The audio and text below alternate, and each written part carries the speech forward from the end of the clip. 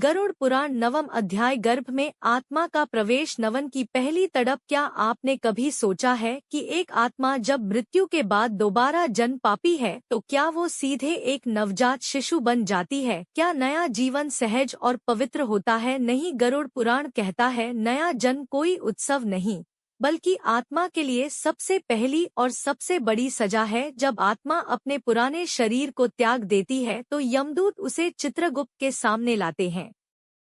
वहाँ हर कर्म का लेखा जोखा होता है।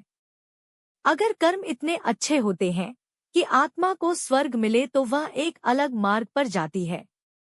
अगर पाप भारी होते हैं तो आत्मा को नर्क में भेजा जाता है। लेकिन जिनके कर्म मिश्रित होते हैं उन्हें दोबारा मानव योनि में जन्म लेने का आदेश दिया जाता है।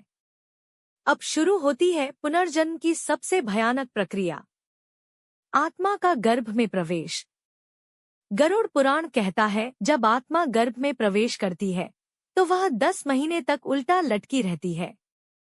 माँ के पेट के भीतर ना हवा होती है ना सूरज की किरण, चारों ओर सिर्फ अंधेरा, बदबू, रक्त और चिपचिपी नमी।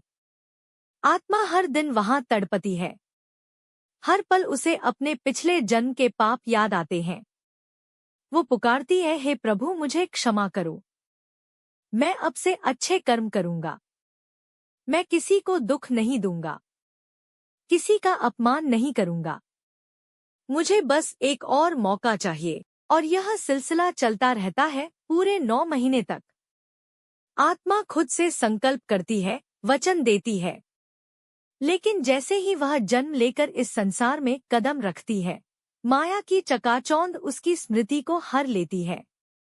वो सारे संकल्प टूट जाते हैं।